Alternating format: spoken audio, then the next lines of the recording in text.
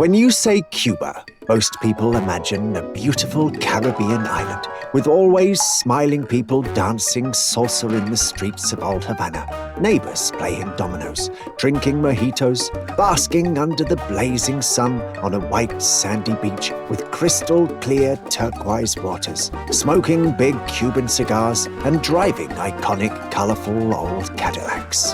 Ah, yes. But the raw and sad reality Cubans have to endure on a daily basis can be described in just 2 words: utter misery. I was gonna say show, but, apparently YouTube doesn't like that.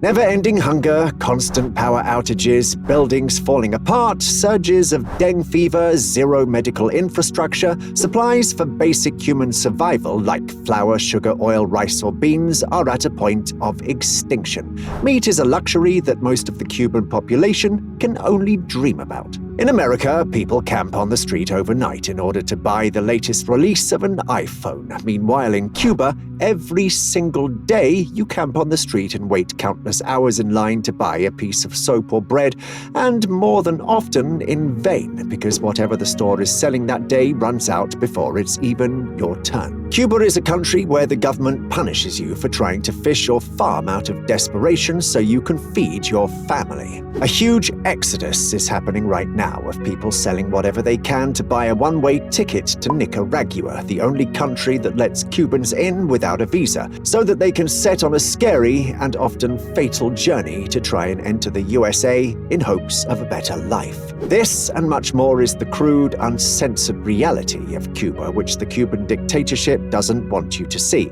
And that is exactly why we are going to expose it, so please help by liking and commenting on this video so YouTube can show it to more people. And if you don't, well, then Fidel Castro will hunt you in your dreams for the next 3.5 months. So, your call. But first, a quick recent history rundown. And don't worry, I'm not going to bore you with tedious historic events because, just like you, I hated school and didn't pay attention anyways. But these keywords are important for you to understand why things are the way they are in Cuba right now. The keywords are Batista, Cuban Revolution, Fidel Castro, the fall of the Soviet Union, and Miguel Diaz-Canel. Never heard of that last fella? Well, wait for it. You're in for something special. Okay, let's connect these together. First, in the 40s and 50s, the then heavily corrupted Cuba was ruled by President Batista. The corruption was rooted within Cuba's most powerful institutions, with the highest individuals in government and military being heavily involved in gambling and the drug trade. Batista and his administration engaged in profiteering from the lottery as well as illegal gambling. Batista's dictatorship further flourished in civil society through increasing amounts of police corruption, censorship of the press and media, and creating anti-communist campaigns that suppressed opposition with violence, torture, and public executions. Sounds familiar? Just ask North Korea. Then Fidel Castro and his radical partner in crime, Che Guevara, were like. All right, we've had just about enough. And in 1953 started the Cuban Revolution. Long story short, after some years of battles and rebellions, the rebels were able to overthrow Batista in December 1958, replacing his government and forming the Communist Party of Cuba in 1965, following the Marxist-Leninist doctrines. And from there on, Cuba was cheerfully sucking on the golden Soviet Union's breasts because, again, YouTube won't let me use the word and things were all lovey-dovey. Until, in the early 90s, the great Soviet Union fell apart. I imagine Fidel Castro was, like, what am I gonna do now? And Cuba fell into a deep economic crisis. The commercial trade fell by 75%, and the country got paralyzed. The government, which was the only employer and provider, continued to pay salaries of almost 5 million state employees who didn't produce, so this became known as the Special Period. As an emergency measure, on July the 26th, 1993, Fidel Castro authorized immigrants to send money in dollars to their relatives and accepted foreign investments. He also allowed the free circulation of the dollar, the possession of which had been penalized before. Paying those salaries without production and imports generated excess excess liquidity, which weakened the national currency, so Castro came up with a genius plan to issue a new strong currency equivalent to the US dollar. And so the Cuban convertible peso, aka CUC, was born at the end of 1994. This currency was mainly used by tourists and the country's international operations. In other words, locals were using the national Cuban peso to pay and buy things, whereas foreigners and tourists were only allowed to pay and buy with the CUC, equaling the dollar, which, as you can imagine, gave the economy a nice boost of extra cash, since Cuba was always heavily dependent on tourism. But then, fast forward 25 years later. Just as a pandemic hits. Everything went down the drain again. What unbelievable bad luck. And that brings us to the last fella on our list of keywords, Mr. Miguel Diaz-Canel. See, after Fidel Castro died and his brother Raul became too old to hold a stern hand over the nation, in 2019, Mr. Canel became the first non-Castro leader since the revolution and was elected the first president by free democratic election.